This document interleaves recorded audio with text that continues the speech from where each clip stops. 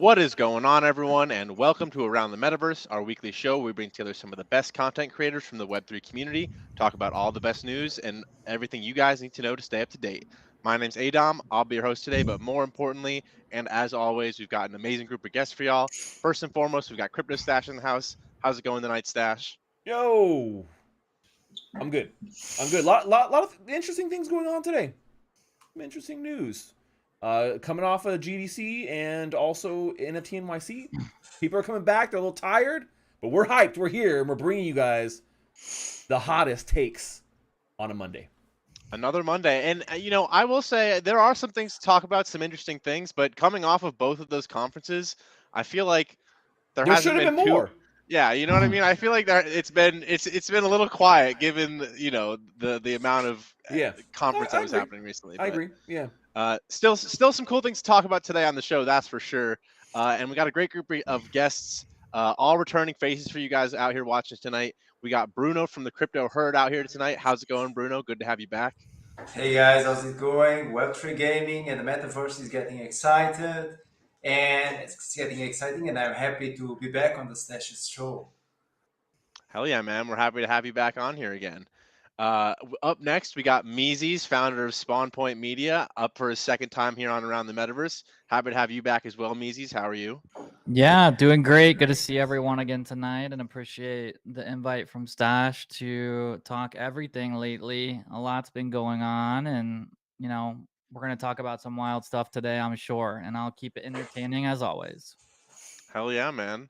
And then last but certainly not least, we've got FlyeKitesJay, aka Sanjay, another Web3 content creator coming up in the scene here, making a bit of a transition from Web2 to Web3.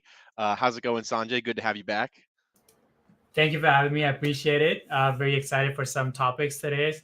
Some of these topics, I support, I'm bullish on some of these things. So, very excited to see what everybody has to say about it. But yeah, thanks for having me. Appreciate it. Hell yeah, man.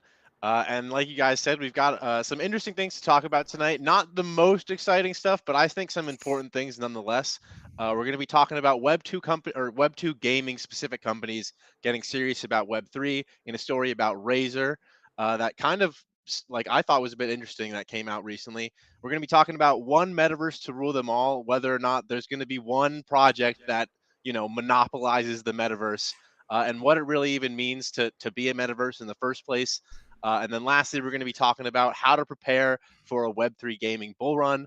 And if you guys think that, Web3 gaming is going to play a significant role in the next, bull cycle, hopefully that we see similar to what was going on, the last about 2 years ago now. But first and foremost, let's dive into things with Web2 gaming companies getting serious about Web3 in a story about Razer, one of the, probably the top, gaming hardware and peripheral company out there. I mean, you see all kind. Well, I guess they are. Would you guys consider the top one? Razer, yo, all these fools got Razers. Screw you guys, dude. Like I'm over here. I'm over here with my Rocat. Oh, what did I just do? I'm over with my Rocat. I got the big rig over here, dude. Crazy. Am I the only one with a cheap gaming mouse? No, I got a. Oh no, I have a Razer too. Look I can't believe that. Oh, dude. Look, man. I honestly though, before we jump in this, I need to find a new mouse because the Rocat that I've had for like last 3 or 4 years, I love it. I freaking love this mouse. It's called the NIF. They stopped making it. They freaking discontinued. Every time I find something I like, they always discontinue it. The headphones, right? The headphones too. My favorite headphones discontinued. My favorite mouse discontinued. I'm like, what is going on here? Why am I so against the grain? The t-shirt you're wearing discontinued. This t-shirt discontinued. What is going on? Why do I pick all these amazing things? Merch or yo, you're vintage, dog. Favorite show on Netflix? Favorite show on Netflix? Cowboy Bebop. What the hell, man? Also canceled. Fire. Let's go. No, I need to find a new mouse. I'm sorry. Yeah, it's just So yeah, in the comments, put your suggestion for what your pick is for the best gaming mouse that Stash should get. Yeah, I posted on my Twitter about it. I asked people on Twitter. I said, "What's the best mouse?" If you guys want to go and put on the poll there on Twitter, go head over there to old Stash's Twitter and let me know what you guys think. Because I legit need to get a new mouse. It's not just me trying to engagement farm. I legit need a new mouse. It's not an ad. Yeah. It's No, not yeah. an ad. And It's not shout an ad. out to our agents in chat, Gen X with the funny comment now, like talking about Razer and this partnership we're gonna get into or announcement. You know, my mouse will now mine crypto. So if you know of any Razer gaming getting mouse into crypto. There we go. mice, yeah, that mine crypto, let Stash know that's the one we're getting. That's right. I want the but no. Razer that mines the crypto. Well, no, so I would say that Razer is if not the most, then one of the most recognizable brands when it comes to gaming, Yeah. like gaming hardware and Yeah, things and like that, esports, correct. Mhm. and esports, Yeah. yeah.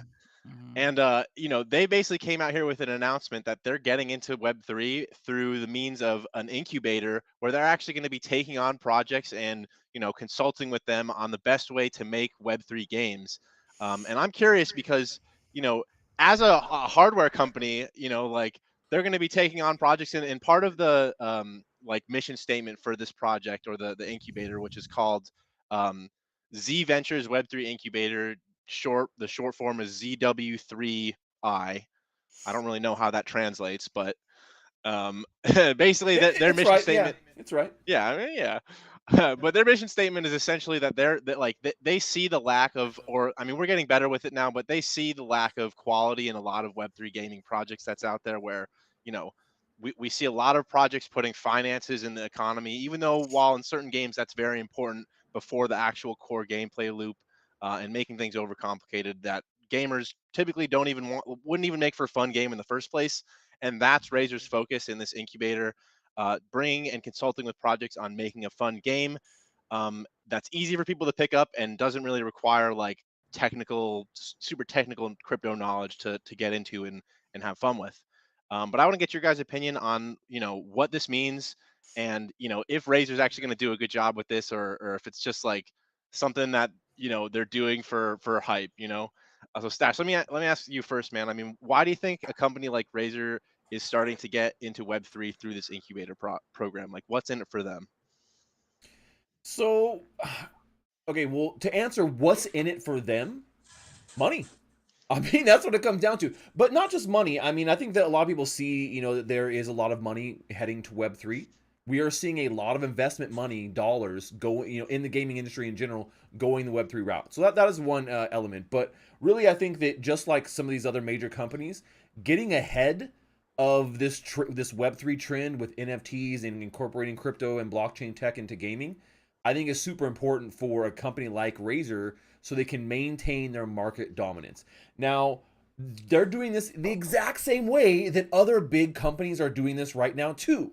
So we've seen this multiple times now where they're not doing this. They're not investing with their main company. It's not Razer that's doing it. It's a whole different entity, right? A sub company, and Razer is the parent company, and they're using this venture firm to be able to invest into it. So I think it's smart to be able to do this. We've seen also, Symbiogenesis. This is the same case, right? Mm-hmm. Square Enix is not creating a Web3 NFT-enabled game directly. One of their little ventures is, right? One of their smaller firms, their subsidiaries, right? So I think that Razer is going about this the right way of what can we do to put our feet into the Web3 ring, and dip our toes into the water here in Web3 without causing too much of a splash and no backlash from our consumers, right? And still be able to get a little bit of a leg up. And this is the first way of doing it, right? And it's also a good way for Razer to be able to get their foot in the door when it comes to another element of gaming beyond just having the hardware side of things, right? So they can actually get into developing games. What if Razer's company is the first one to make a Web3 game or to support or sponsor or fund a Web3 game that actually does explode into the mainstream? That will be huge for Razer, and that will set them up for a lot of stuff here in the future. Not only that, I mean, like, imagine the cool things that if that were the case and like they had their own game, or even any of the games that come out of this incubator program. Think about like the cool NFT enabled like giveaways and prizes that you could do with Razer branded stuff. Like if I was in Razer's position, that would be 100% in the roadmap of like putting all kinds of Razer stuff as rewards in these games that they're going to be working with. Yeah, you can do a ton of cool cross promotional things, right? That's what I'm saying with Razer's foundation. as not being a game development company actually gives them a good advantage in this industry where NFTs and crypto and gaming is being hated on, right? So Yeah. they don't have as much at risk. You know, people like right now, people if Fortnite said, "Hey, we're incorporating NFTs," there's people who would cry and stop playing Fortnite. They make a big fuss about it. They get on the floor and start throwing a tantrum. I can't believe they did this. Boycott Fortnite, everyone. Right? Boycott Fortnite. Hashtag boycott Fortnite. But if Razer did the exact same thing and started incorporating NFTs in some sort of way, they're not going to get the backlash. People are not going to say, "I'm not going to use Razer. I'm throwing my Razer mice out of in the trash can. I'm burning it up." I don't see that happening. People are more dedicated to hardware than they are software. You're right. My take here, because I've been operating and working with Razer for a couple years, they have been co-investing at a very low degree, meaning the dollar amounts, into Web3 gaming deals for a couple of years. And Lawrence and Ruben over there, the two of them are running this new venture strategy, and they work directly for the CEO out there in Singapore. Now, they had told me in the past that they were down very bad on crypto investments. So, to me, this is a very awesome sign of their belief in the Web3 space. Furthermore, I think everyone right now in the Web 2 side wants some exposure, right? Epic Games does it through their mega grant program. Those grants have to be approved by Tim Sweeney, the CEO. This is their way of doing it. And, you know, if they're part of a big hit, yeah, that's great. You're right. But I think it's a way to have some exposure in case if Web3 does take off, as all of us do believe, that they're not left with no exposure looking terrible to their investors. That's my opinion.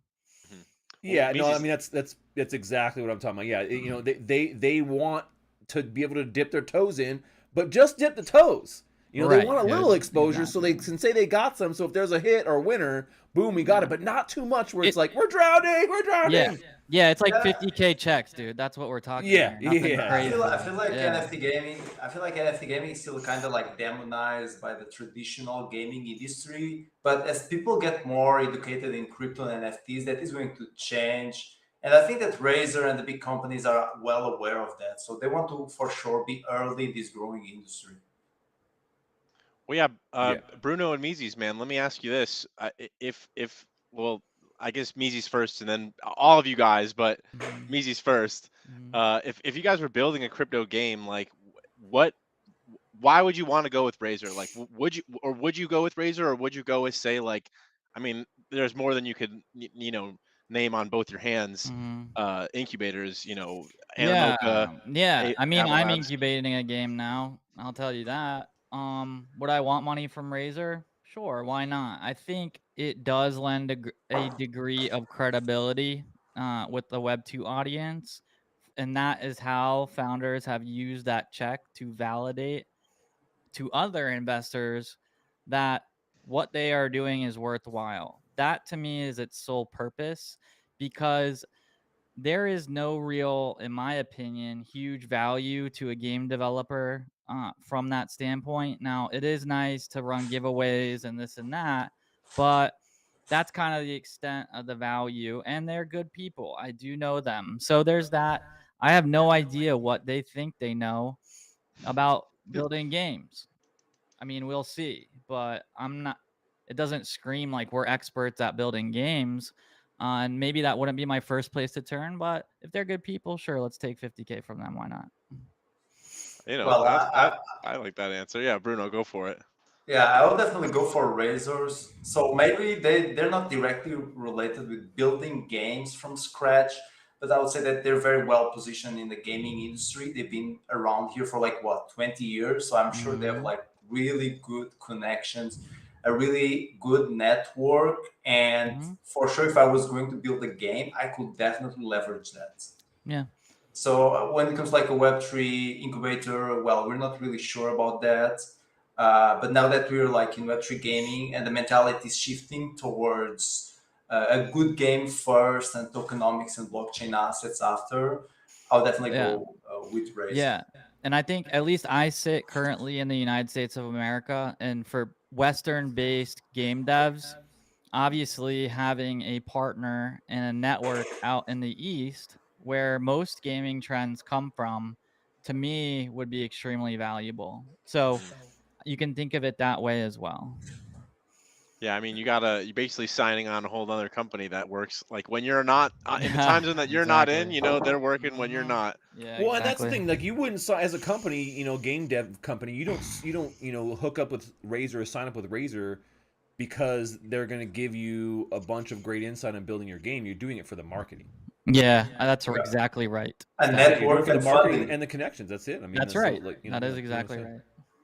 Well, yeah, given the market, given if that's like the main value for any project going with Razer, Sanjay, let me ask you, man. I mean, like, do you think that they're actually going to do a good job? Because like you think about like who are Razer's big partners that they're going to be working with to promote whatever Web3 games they're going to bring on. Like, are they going to get their partners to sign on with this? Because they have to think about their audiences being like, whereas Stash was saying, like, if Razer themselves went out and dropped an NFT and something like that, people wouldn't dump their hardware in the trash. But I'm sure some of Razer's major game partners who they'd want to be like working with to help promote things like this might. So, I mean, Sanjay, do you think they're going to do a good job? To be honest, I think they're going to do a good job, but it always comes down to, right, like they have like a huge list of, let's say, for example, they have a huge list of content creators partners, right? They can go out to like hundreds of content creators, Web2 content creators, and propose a deal to them. And for a Web3 game, it's kind of better to promote to the Web2 audience anyways. And like they need to get out of this bubble, right? All of these Web3 games, they're in a bubble of this Web3 audience only. But if they want like the true gamers, they want people who are going to grind like 6 to 8 hours a day on their game, they need to go to the Web2 side of things. And back to the last question, like if I would choose like Animoca or I would choose Razer for a game which is, let's say, well funded, I will choose Razer because I want those partnerships which they have, and then from there attract Web2 gamers and Web2 users. Now they don't have to completely go all out and be like, hey, play this game. This game brings blockchain and Web3 and NFTs into anything like that. As long as the game is good, as long as they can market the game as is, just for the gaming itself, that should be good enough. And I think Razer will not promote it as a blockchain game or as a Web3 game. They will focus on the core value of gaming, which is just like enjoying the game itself. And if they can do that, then they will definitely succeed in marketing that. Well, yeah, and like Dub, our friend Dub in chat was saying, shout out Dub from the folks at Soulbound. Like game specific Razer merch would be a big marketing win. I feel like that's the big opportunity here for any like Web3 projects that are looking to build and maybe potentially apply for this Razer incubator. Like, I mean, imagine you like in your battle pass for whatever. Say it's like an FPS or something like that. As part of your battle pass, you have like, I have like the lower end Razer or mouse or something like that. It's like you get a Razer mouse for playing this game. Like I'm Web3, not Web3. Who gives a shit, man? Like I'm getting the battle. Like the prize is basically worth the battle pass itself. Yeah. Yeah, Potentially. Web2 users love these peripherals. They love like mouse, they love keyboards, they love headsets, they love controllers, and Razer is like basically on top of that list. So I'm sure like players will grind the game and they can grind the F out of the game if they can just like win like a keyboard or something, which is like $200, $300. That will be more worth to them than some NFT which they have no like knowledge about, which could be worth $1,000. They'll be like, oh, I don't know what that NFT is. I would rather take the keyboard instead. Yeah. So sure. Razer can bring that to the table. Well, the cool thing is you could make those giveaways into NFTs and just be like, here's a Razer, Naga NFT, and like you can redeem this for the actual Razer itself, and they'll ship it to your house, or you could go trade it and sell it to somebody else that may want that as well. Be interesting. I mean, those are little things you could do as promotional stuff, right? And help to also support liquidity in an ecosystem possibly that you're building with all these different games, right? So there's a lot of cool options. Look, if anyone is supporting Web3, I'm hugely a fan of them because that's good for the space, and I want everyone in our space to absolutely win. That's it. That's why we're here. Well, yeah. That's That's why I'm here. Exactly. Now, look. As much as I want everyone to win, I also recognize most people are not going to win. That is like, also okay, you know, true. I like Yeah. being positive about things. I'm always That's like, oh true. yeah, we want to do this. I try and support as much as possible, but I'm also a realist, and I understand that most projects are not going to win. That is I'll do what I can to help them if I feel like they're Yeah. a quality project, Right. but that's not going to change the fact that That's true. regardless, That's the Yeah, nature if of the you- business, dude. It's startups, just like anything Yeah. else. Yeah, Yeah, just I mean- if you actually look into like most Web3 games right now, they're like in alpha or beta or early stages of development. So it's Yeah. exactly the same as a startup, like high Yeah. risk. And Yeah, also, 90% of them are not better than a Web2 game, unfortunately. So even if they have a good team, they have good funding, and they are going, you know, if the game is not better than a Web2 game, it's very, very less likely a Web2 user, you know, a grinder. I'm talking about a gamer who's like spending 6 to 8 hours a day, not an investor. Like a gamer, they are not going to care. They're going to be like, oh no, this game is better on Web2, so I'm going to just stick with that, right? So the games have to become better as well, which is very rare right now. Yeah. I think that's already changing. Actually, you're already seeing like some AAA games being developed right now, and I think that's something that's changing in the Web3 gaming space. Really, Yeah. if you actually look Yeah. into like Metalcore, Phantom Galaxies, Star Atlas, Illuvium, these are all games that can compete with identical games in Web2. So I think that's changing right now. We're getting there. I wouldn't say any of those games are quite there just yet, Yeah. but we're close. We're getting We we're hope. getting We're getting closer. there. It's a journey. Yeah, we're getting there, and we'll get into that a little bit more too at the end in our last topic here, because I want to get your guys' thoughts on like what the best projects to keep an eye on are game wise over the next year. But before we do get into that, I wanna talk a little bit about the metaverse and how essentially projects like Razer and everyone who's getting into Web3 are going to use this, the concept of what we talk about here on as the metaverse to market and what the value is in that. So I don't know, for those of you who don't know, Vans, two major brands just collaborated together in Roblox, which I would say is like a there is no true metaverse in my opinion, but of all of the things out there that are metaverse esque, Roblox I'd say is a pretty close is on the line of a metaverse and one of the bigger ones in Web two.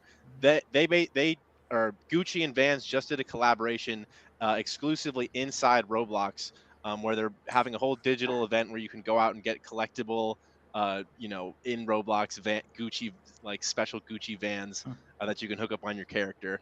And I want to get your guys' opinions on why they did this in Roblox and not like just some normal ad campaign on TV or something else like that. Why was it Roblox that they chose, or maybe even why not like something like the Sandbox? Sanjay, let me ask you first, man. I mean, like, why do you think Gucci and Vans chose Roblox to market this collaboration? And in a Web 2 metaverse compared to say a Web 3 metaverse. Yeah, I think it just comes down to the number of users in the end of the day, right? Like even I was going through their announcement and I was going through their articles and their website.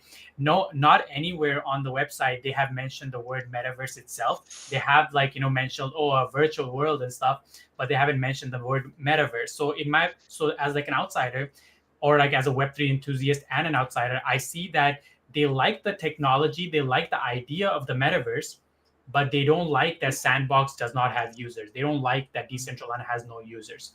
And Roblox, I was just Googling this right before this call, and Roblox have about 214 million active users monthly. So, just to kind of like get their name out or get their brand out, they have to look for the users, and Roblox has the users. I think Fortnite could have been another good option for them, but Fortnite just kind of came out with Creative 2.0, so maybe that was like the timeline wasn't right. But I wouldn't be surprised if they would have gone with Fortnite instead of Roblox. So Sandbox, I doubt they can bring any numbers close to that. So I feel that's why they kind of steered away from the metaverse. Well, let me put it this way. Hold on. I want to jump in real quick on just a comment on the Fortnite thing. Interesting enough, I think even if Fortnite was ready, I think Gucci and Vans still would have chosen Roblox for this because I think that it just does a better job of hitting their target market, which is why they're doing it. And we talk about why, it's the eyeballs, the numbers. There's kids, their target market of kids who are like, 11 or 8 like all the way up through like 16 playing, and these are the kids that are going out and spending money on shoes, and you know what I'm saying, and these things, quite often, and parents doing things, a lot of money and liquidity that they can mine from these people. So, but Fortnite is kind of in the similar category, wouldn't you say? Like they have their like own no, metaverse. because I guess, it's less casual, because it's less casual. Not to say Fortnite Right. it doesn't have its casual elements, Mhm. but the social elements of it are not as casual as Roblox, right? That is and right. So I Right. think that's the reason why. Fair Yeah, point. yeah. I've been talking to Gucci and Adidas and Nike and their Web3 folks, and it's no doubt, Roblox won that deal. And to be honest, they need to stay innovative, stay in the conversation. And these big brands are coming to all types of different builders, like I was over at Everrealm not too long ago, and we had no options to tell them but Roblox, yeah, or Fortnite, right? But Roblox is going to keep winning, and Sandbox, frankly, isn't even an option right now because it's not live. So, it was the choice, basically the only one if you want to do a gaming activation where there's actually users. That's it. Mhm. Well, yeah, and it's a shame too. I think once the sandbox gets live, I think it will become much more of a contender. Hopefully, if they get the player base, and imagine kind of going back a bit to imagine if Razer, for example, did some kind of experience in the sandbox where you got I don't know, whatever kind of mouse or keyboard from like season 4 alpha, you get part of the season 4 rewards. Like that would be sweet, man. That would be the most played sandbox experience possible, that they've had. But no, I think Roblox was also the obvious choice for this because like Stash is saying too, their target market for this. Think about uh, can you imagine like a pair of Gucci Vans on a Fortnite character? I can't really, as much as I can on on I one mean, of they those got little Roblox Balenciaga, Lego didn't they? guys. Yeah, Fortnite got true. Balenciaga, and then they got Air Jordans as well. So like, I can imagine it, but like, I guess No. I'm a little Fortnite. I want those fanatic, I guess. Clonex AF1s, dude. Those are they're fat. Fat. Very They're cool. fat. Yeah. No, but Bruno, man, let me get your opinion on this. If you had to choose a metaverse to advertise in, which one would you choose and why? Or metaverse, quote air quotes. So I would choose definitely Sandbox for the reason that my target audience are gamers who are into Web3. So I'm like targeting this niche. So I think it will make more sense to go into the Sandbox instead of going to like a Web2 metaverse like Fortnite or Roblox. So I think it really depends on your target audience. I don't think it makes sense just for the numbers because it doesn't really matter if you're like doing ads on a platform where there are like millions of users who don't care about your product, right? So I prefer to have like a bit less users, but get straight away to my target audience. Well, yeah, and like if you were to choose the sandbox, like what advantage do you think having advertising in Web3 would have compared to doing it in Web2? Sorry, can you repeat the question? Like what about the sandbox sticks out to you for you in particular compared to say like Roblox or something like Fortnite? Well, the fact that it's involved with Web3, there's NFTs and crypto, and once again, it's my target audience. And I also feel like this is a really wise way of like running advertisements because if you guys think about it, if you run like a TV ad or something like that, the level of involvement is like much lower than if you're actually playing a game and one of these experiences, right? So I think it's a really smart way of like marketing your products. Yeah. And yeah, once again, I would choose the Sandbox because it's my target audience, you know? I'm going to say something very different, but here's how we look at it as investors and the pitch that has to be made in order to rationalize doing anything in Web3 in the metaverse. Something really cool is the financials around how revenue can be shared in Web3 back with users that will never happen in Web2 metaverses. So it is a way through Web3 tech to keep your customers, users happy by providing them money and sharing the ad revenue with them. The last thing I'll say is there is a very exciting movement in photo real metaverses. Okay. One that's really cool that I'm looking at now is called Cornerstone Land. Cornerstone.land is their website. And I think if those succeed, and they will be funded, that becomes a very compelling option for big brands to put experiences out there in the metaverse. So I am interested to see how that plays out in the next year or two. Hmm. Well, yeah, I mean, I'm curious when we see all these different projects popping up. Like, I mean, you talk about metaverses, photorealistic ones specifically made for like things like advertising. I know we had talked about and looked at our Fox Vault, which was like supposed to be kind of like a big sort of like shopping mall. I think it was Vault was the metaverse that they were doing, but it was supposed to be like sort of this big shopping mall. There were different sections of it dedicated to like different like Yeah. music and arts and retail like shopping and things like that. But my question is like how many of those can there be really, and like have it be effective for a brand to market in them? I mean, doesn't if there's a million metaverses, again air quotes, because really a metaverse is all of them together in my opinion, interconnected. Like doesn't it diminish the value of advertising, like if there's just like 100 different metaverses with a couple people in them? Stash, what do you think about that? Well, I don't think the value of the advertising would be diminished, right? So if we said we had 1,000 metaverses, all these things are metaverses, well, that's great. But we advertise where people are at. So if there's nobody in that freaking metaverse, then you're not advertising there, so it doesn't matter, right?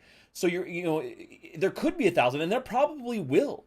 When we look at like comparison to a Ready Player One, kind of Oasis kind of story here, where one company rose to the top. They created this tech. There was no competition, and they just steamrolled literally everybody in the industry and became the largest thing in the world, right? Literally, it's like if you owned the internet, is kind of what they did with the Oasis, right? Like they no one owns the internet right now, but if they owned the internet, that would be the equivalent of what we see with Oasis.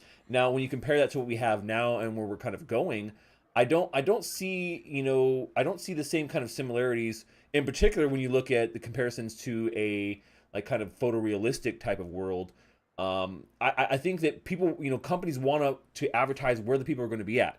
Now, will we see a lot of competition? I think we will. I think we'll see probably 2 or 3 really big, what we consider a metaverses, right? And then we'll see a bunch of scattered ones. But there still needs to be that element of interoperability, interconnectivity, because no one really, because if they're not, even if you have like 2 big metaverses, we'll say right now Roblox and Fortnite become the 2 largest metaverse platforms ever. Well, are they going to continue to stay siloed? So if you want to play Roblox, you got to be in Roblox metaverse, or you want to play Fortnite, you got to be in Fortnite metaverse. There's no transfer back and forth. There's no interconnectivity there. I think that we'll see more and more of that, and I think that the metaverses that will rise to the top will be the ones that start to do that more and more. And we start to see a little bit of that, but we don't see platforms collaborating. We see brands collaborating, but not platforms. So I think we will see thousands of different metaverses out there. Are they all going to be, things that people are in all the time? They're not. People are not going to be in these, and so there will be no advertising there. So a lot of these are going to fail. Is what's going to happen. So yeah, some will rise to the top, but I don't think it's going to be just one.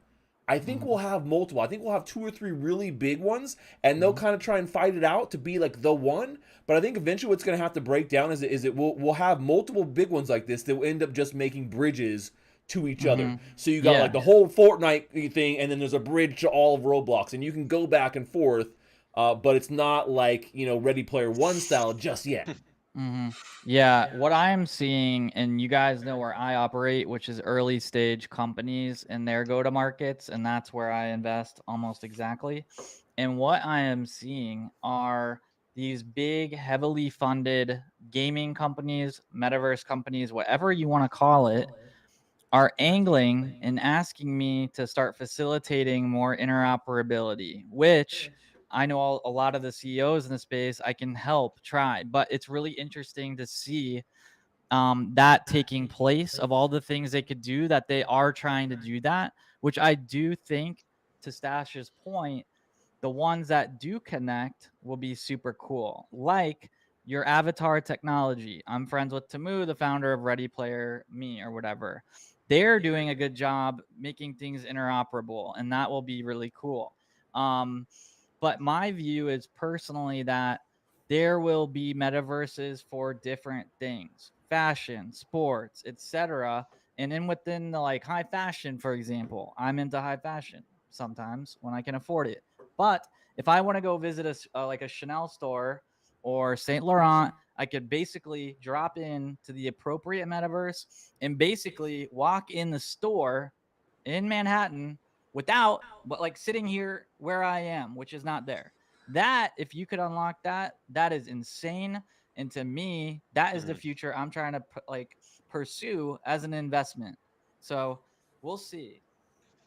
Yeah, But yeah, that, I also agree with you guys. I feel like there's not going to be a metaverse to rule them all. I feel like metaverses are going to be a bit more like games and movies. There's going to be like one for each type of audience. So the same way we have like different games with different graphical styles. We have like games that have like anime like graphical styles for like a Japanese more audience or an Asian audience, and then you have games with realistic graphics that focus on a different audience. I feel like metaverses are going to be more or less the same.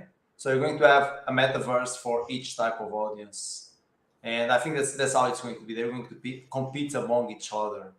Now, I actually would disagree with both you, Bruno, and MeeZees on that one, man. I think that where that we'll see that as an interim, but I don't think that that's what will end up being the way that it operates, because that's what we already have right now. Literally what you just said is what we fucking literally already have right now. So that means all this technology has now brought nothing to the table. Right? Because right now that's what we have. We have a bunch of siloed experiences that are like, hey, if you like fashion, you go here and do this one thing in this one place. Or if you like sports, you go here and do this one thing in this one place. The idea behind a metaverse is all this shit is connected, so it's fluid. So you don't have to have a million freaking logins, a million different avatars, a million different everythings. Like that's the whole point. No more wall. Like it's a unified experience, and to get there, we have to have interoperability. 100%.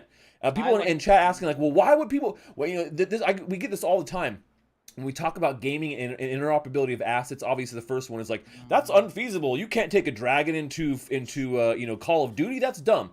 Well, it doesn't necessarily have to work like that. It's small minds that think about it as a one-to-one kind of situation.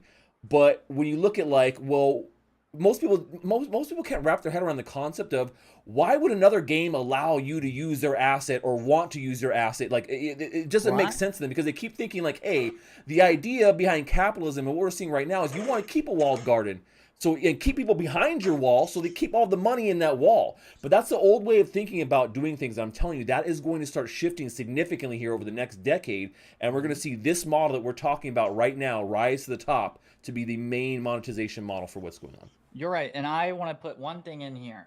Now, the most innovative, forward-thinking game developers, the ones that will win, Stash, are actually thinking in the way you're describing.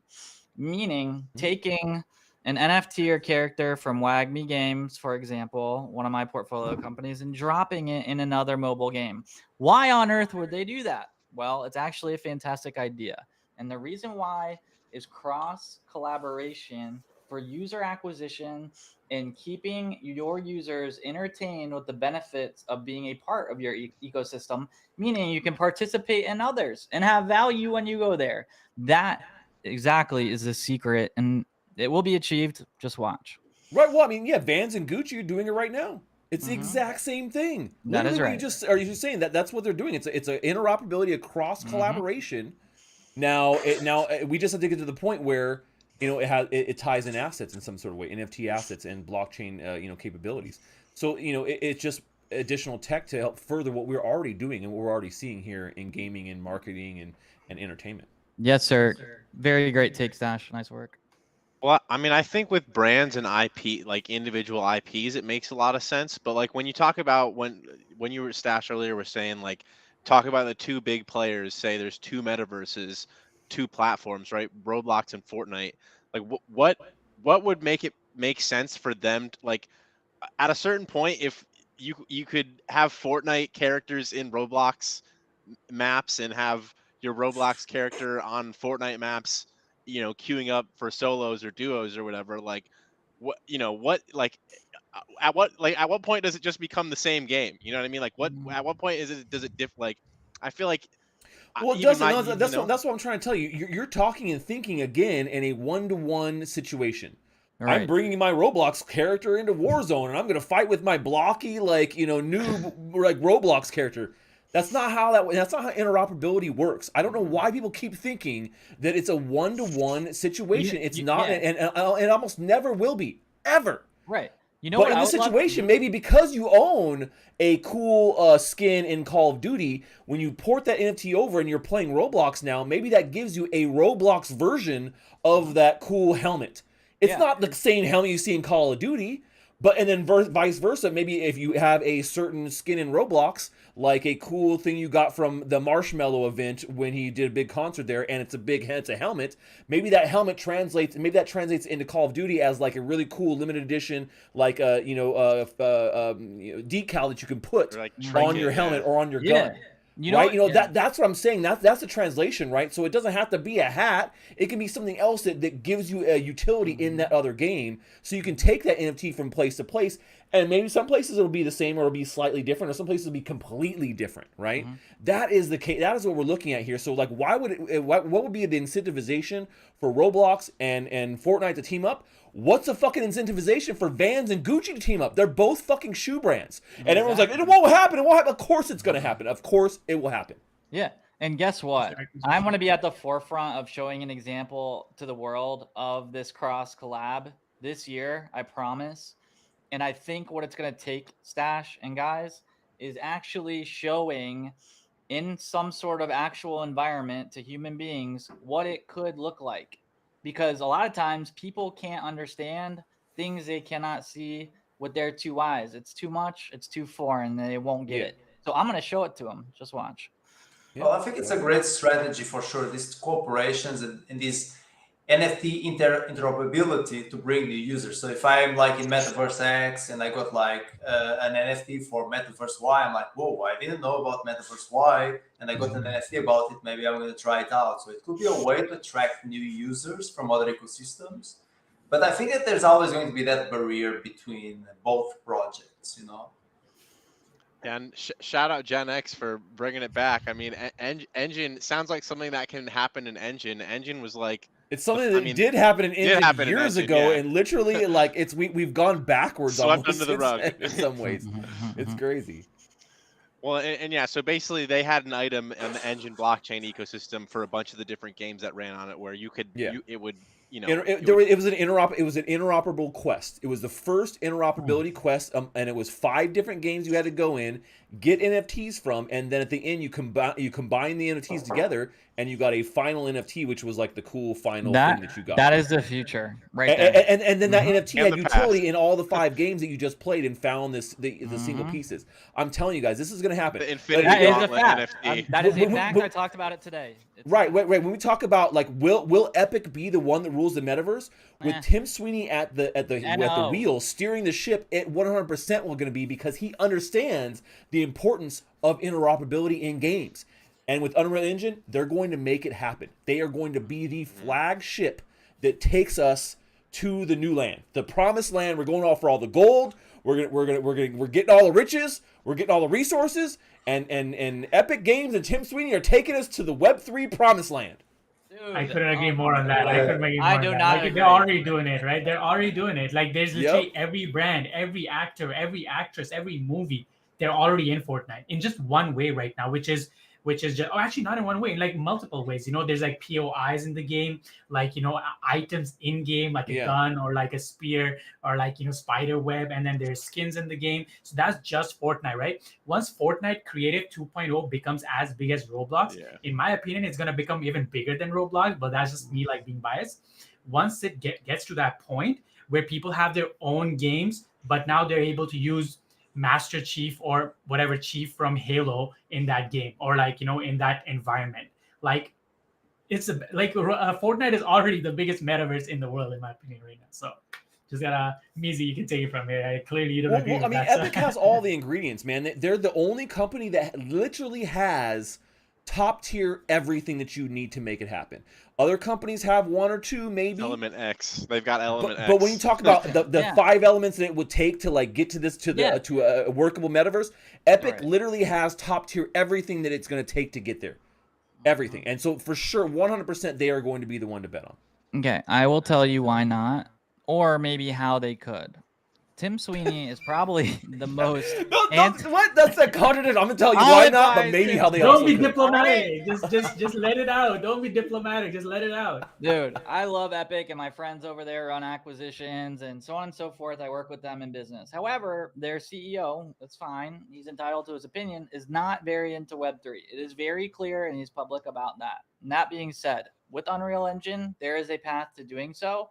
And maybe the world will pull him that direction, whether he wants to go there or not. Okay? Are we talking about the agree. same guy? Bullshit. Are we talking about the same guy? We are not, sir. Tim Sweeney, the CEO of Epic, you think he's very Web3? 100%. Are you kidding me? He's been a champion for Web3. I was just watching the video and the article about this topic for today. Send it to And he me. was talking about interoperability, and Web3 is literally part of the future of where we're going with games. Did Web3 come out of his mouth, that word? Yes, multiple Okay. times. And Yes. NFTs, it they also over. mentioned NFTs and everything. That's cool. You know, I just see how it actually behaves in the investment frameworks. I'm happy to be proved wrong, and that would be, Oh no, make me very what happy. you say and what you do is definitely different things. So you're right. Yeah. He may be saying one thing, Right. but with their investment, their money, they do Mhm. maybe something different right now. Right. But That's it's yeah. part of the future, I think. Yeah, send me that Yeah. article, dude. I'm happy to always keep an open mind and figure out what's accurate. It was part of Also- the. Yeah, it was Sorry, part of sorry. the big. No, it was a part of the big talk they did at GDC on like Yeah. the state of on like GDC, Epic. Also, if you guys remember, like Epic Games were like one of the first platforms to accept Web3 games. So while Steam was rejecting them in the beginning That's and released a bunch of Web3 games, Epic Games like was one of the first platforms to have yeah. games with NFTs and crypto on their platform. So you can see that Well, they took the separate. They took the other stance. It was like Valve was like, we hate NFTs, no Yeah. crypto, and Epic was like, well, if they're gonna go that route, why would Come we do the on same over, thing? Let's go baby. the opposite route. Yeah, we're fine. We don't need to do. Yeah, let's go the opposite of these guys. And I think it's a brilliant play, man. And the Steam thing, the Valve thing too, is like wishy-washy also, because like at this point, there's like games on Steam that they are NFT games that don't have NFTs, or like in the case of Superior, where it's a different game, or like Yeah, even there are FS as games well. that have NFTs, but it's like not a part of the Yeah. game, so it doesn't I count. literally downloaded like a wild card, right? Like it's about to release soon, and we literally downloaded wild card Yeah. on Steam, you know, and they're like minting like I think day after tomorrow or something. So I Yeah. don't know what Steam is like all about. Like they Yeah, could have I'm made telling you, some- they won't. Steam won't let the game stay on there if there's any kind of connectivity to NFT anything. So like the Steam version of the game can have no connectivity to NFT anything. And that's how it is. So if you see any game has NFTs and they're like, oh, we're on Steam, that version you're playing on Steam will have no NFT connectivity at all. At all. But yeah, so Wildcard is going to have to, any project that is distributing their early access on Steam right now is going to have to like redo it. Of with- course. Well, they're yeah. doing it for the eyeballs because you Yeah. want to try and get both sides of the fence, right? So you if you launch on Steam, you can degrade down and like have your own launcher, launch on an Elixir, or have your own download on Yeah. your website, and then that could be the NFT Or version on for or people on that care Epic about Games launcher. that. Or on Epic Games, right? Exactly. Yeah. Epic Games, yeah. No, but I think I would tend to agree that I think Epic is probably in the best position of anyone else to like be that like Ready Player One, monopolize the I love it. metaverse type company. Yeah. Because of Unreal Engine 5. Yeah. It's the best. We'll see what. Yeah. We'll see what. There will be a place in like. Stash has said this many times before. Like, to a certain degree, quality matters, but after a certain point, it doesn't. So like, Yeah. I'm sure there will be metaverses too outside of like. You could probably build low quality, low poly metaverses with Unreal Engine 5 too, right? But yeah. But But you probably need the industry favorites, right? You need industry favorites and everything. Like even before, like we get mass adoption, we're gonna need Web3 metaverses, which are just industry favorite. And like when you talk about metaverse, people only talk about one or two companies. Right now, it's like there's gonna be 1,000 metaverses. There's already like 50 plus metaverses. And if you tell somebody about metaverses, they're gonna be like, oh, which one? Cloud City, Decentraland, Sandbox, and there's like 10 more, right? Like I can't name all of them. There's so many more than 10. Yeah. There's like hundreds. Hundreds, Yeah. and then you need those industry favorites, right? So I guess like once we have that, I feel In the heat of the bull run, there was 5 new metaverses every day. Everything was a metaverse. Literally, it doesn't matter what you were doing at that time 2 years ago or a year and a half ago. It was a metaverse. Just like everything slap is an metaverse AI on right it, man. now. Let's go. instant SEO boost. Metaverse. That's bull market Instant marketing. venture capital. Boom. That's bull market marketing right there. That's bull market marketing 101. God. Well, speaking of bull market marketing, that's a perfect segue into our last topic here. I was trying to push it on you. I'm like, yeah. come on, it's there. Come on, pick it up. I feel bad for Alex. No, but basically, I want to get your guys' opinion on the next bull market and when we might see it, and if companies are going to be doing the same tactics of what is the next insert keyword here for this coming bull run that's like going to be the thing everyone's talking about, everyone's like trying to jump on board and basically ride the wave of this thing that at one point 2 years ago it was Axie, well it was Bored Apes. It was Axie. It was, God, you can count a ton of different things depending on which different ecosystem you were in terms of NFTs, whether it be like Solana, Cardano, Ethereum stuff. What do you guys think is going to be the thing that sets this off? I think that gaming is going to play a big role in it. Sanjay, let me ask you. Where do you see Web3 games fitting into the next bull run? Yeah, gaming definitely gaming projects which are actually backed and partnered with some good gaming ecosystems, example Polygon Gaming, or their official partners, or Treasure DAO and their official partners, or projects like these. I'm always bullish on them for sure. But on another side, I think AI could be another thing which can kind of drive the next bull market, even though it's not really crypto related and not really Web3 related. But if it can kind of come together, I think that could also kind of start up the bull market in that sense. Just want to throw that out there. Well, yeah. So if AI comes back and revitalizes the market as a whole, outside of crypto, just the stock market, the crypto market, hopefully everything will bounce back. I think AI, if you're not looking into some kind of investment in AI right now, or using it as learning the tools and things like that, you're definitely doing a disservice to yourself. So definitely check that stuff out. But MeeZees, what do you think about Web3 gaming in this next bull run? Do you think that we're still going to see the crazy valuations and investment dollars, just literally companies writing 8-figure checks on a whim? No. I'll give you the current state of affairs, and it's very clear, it's very bleak. I've actually studied the data over the last 3 years, and I've been an active professional venture capitalist during all that time. Now, we are about 90%, 70 to 90% down from 1 year ago today. It is literally insane, and I can hardly believe it. To get dollars in this market environment, you need metrics, retention, all the traditional things about games that there should be.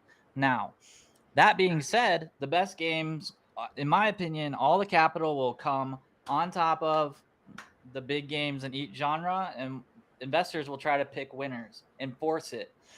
I don't think the bull hits in gaming, at least, until 2024, but that's not too far away. My Twitter looks exciting with people with BTC up and ETH up. It all feels great. And I love the WAGMI culture. But my personal view and where my money is going to go in the next year or two is in the entertainment sector broadly. I'm excited about consumer apps, social, so on and so forth, that will disrupt Spotify, Twitch, Apple Music, so on and so forth, with Web3 applications that are going to be way better than you've ever seen. And I know they're in development right now, and they do, to your point, utilize AI. So I think the bull's coming, dude. I think 2024 is the year, in my opinion. 2024. Also, just to add a little bit on top of that, I think I think the bull is not coming until the users come in, right? Like last bull run, yeah, they sold the dream. Like MeeZees clearly bought the dream. He's 90% down, right? But like they sold the dream and everything. Oh, we can I'm have not users. down. I may be the only investor that's not that bad. Okay, So. your friends maybe. You know, Yeah, like they are. they sold the dream in the like last bull run. Oh, we're gonna have millions of players. We're gonna have this and that. We're gonna have this and that. They can't do that anymore. Games cannot do that anymore. Investors can see through it. I mean, I hope they can. You know, like if they're not like watching the things right now, Yeah. like go on Gap Radar and Yeah. see what the status of gaming is right Yeah, now. dude. So I I feel like- completely agree with MeeZees. Gaming is not like gaming alone cannot bring the bull market. And Yeah, and I a lot feel of like- my friends are down bad and they are not writing checks and they are so afraid to write a check. It is so sad. But I'm gonna help them make the right decisions. Yeah, I feel like the era where you would present like a white paper and you would sell out your whole NFT collection is like over. So I don't think companies are gonna fall for that anymore, and people like retail investments not gonna fall for that. But I think that Web3 gaming is gonna play. I mean, gaming overall is going to play a major role in crypto adoption because, as I've mentioned before, AAA games are being developed and eventually they'll come out. We need to be patient because games take a long time to develop. You know, like good games take like what, 3-4 years. But these AAA games eventually are going to come out. And I think a bunch of people are going to come to Web3 simply to play cool games. And after they get like hooked into this game, they're going to feel like motivated to learn about the blockchain side of this. So I think we're still far away from a bull market. I think we still need these AAA games to come out, but I think as soon as they come, we're going to see Web3 gaming like literally explode. I really think that just the same way we had like a DeFi summer, we're going to have like a Web3 gaming spring. Let's go. Let's go, Web3 Bruno. I like Yeah. it, dude. I like Web3 it. gaming spring 2024. Mark my words. Mark my words. Let's And go. no, and you're right. I mean, I think the days of people getting like you know, a game putting out a website where the roadmap is like 1/4 filled out and then like the rest of it says like coming Yeah. soon or like like That's the over, the man. utility will be determined by the holders in Discord. Like, you know, it's like utility TBD, and I think those days are over where we see stuff like that sell out on a whim, unless, you know, there's someone's really getting duped or something like that. But I mean, you know, I don't know. I think what's going to happen is things are turning around, I think. But Stash, I want to hear from you on where you think we are in the grand scheme of things, and how you think Web3 gaming is going to play into the next bull run, if and or when it happens. All right, I'm gonna keep it short. Bull run coming. Bull run coming. The end of winter. The end of 2023, beginning of 2024, and I do believe that gaming is going to lead the way. Every bull market, we've seen something leading the way that hasn't got its kick yet. So we've seen alts lead the way in 2017, right? Altcoins. And then in kind of 2019, 2020, we saw DeFi explode and really push and lead the way there. And then now recently we saw NFTs as a greater thing, push here in 2021, 2020. I think that Web3 gaming is going to be the thing that pushes crypto back into a hype cycle. Now, when we talk about like money flowing, you know, it may not work the same way as it did last time, but I think a lot of that was really because of the NFT hype. It wasn't gaming hype. It was NFT hype, that there was money coming into some of these NFT gaming projects.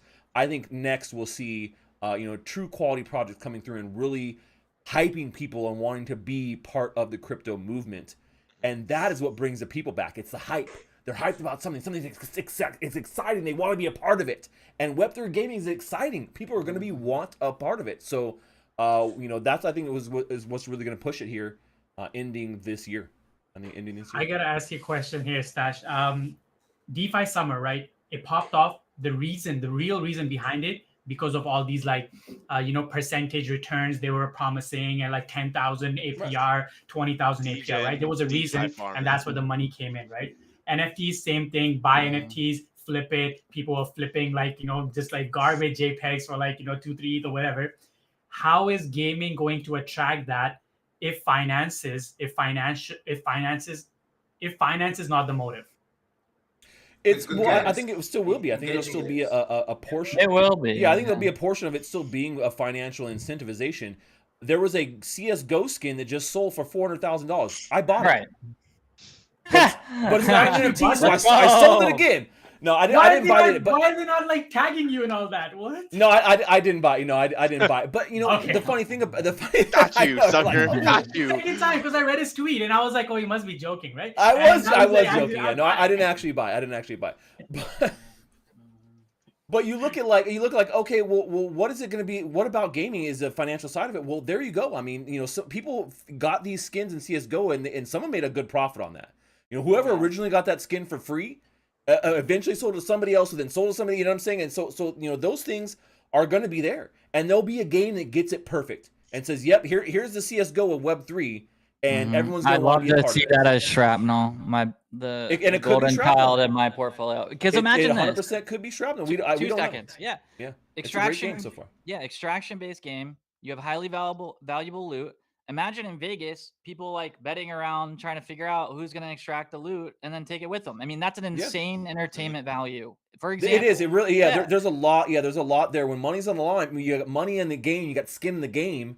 It makes it more interesting, right? You know, when you put $10 on your favorite football team to win, it makes it a little bit more interesting to watch. And I think gaming could be in that category too. Agreed. Whereas right now, most of the esports watchers are a young generation, but we could change that.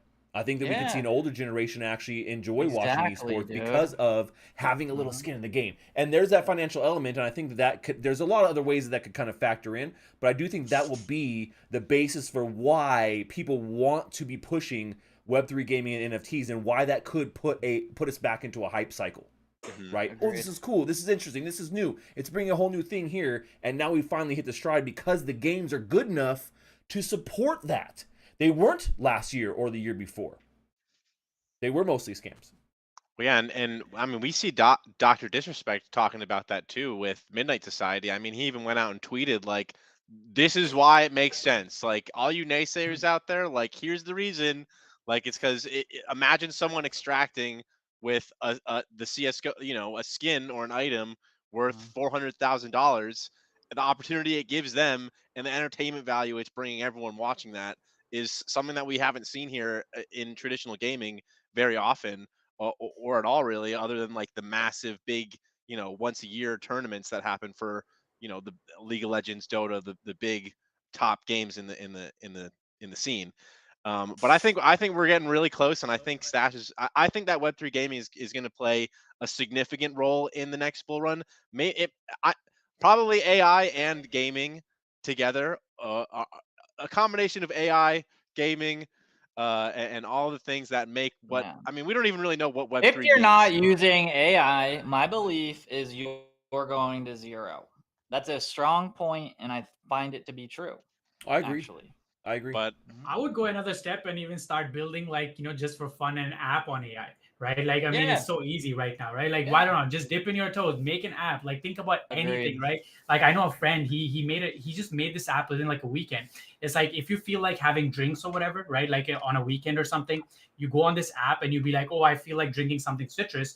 And it just gives you like pictures of drinks, a recipe of drinks, and items you need to buy and how you make that drink. And that's it. You know, so, you know, it's all AI, and he literally had to do nothing to do that, to get it up and running. I mean, so lets you do more. Lets you do a lot more with. It lets you get. I think the big benefit of AI is like making the learning curve of things a lot more efficient. So like basically taking a bunch of like being able to distill and present a bunch of information in a way that makes having to search it and learn it yourself where like easier. A lot less easier. But I definitely think it's going to be a big part of what kind of brings back the hype cycle, as Stash was saying, for things like crypto and all this new technology that we're seeing worked on every day. But that's it for tonight, folks. We're running out of time here. If you're still sticking around with us watching, I want to go ahead and thank you guys for staying with us. Go ahead and smash the like button and hit subscribe if you haven't already. And check out our guest channels in the description below. All of their stuff is linked in the description. So spread some of that mustache love to them as well. And yeah, that's all we have tonight, folks. Thank you, Bruno, MeeZees, Sanjay, for coming out tonight. Stash, you're welcome. For being here too. Thank you, King Stash. We love it. And that's all we have tonight, folks. We out. See you guys in the metaverse. See ya.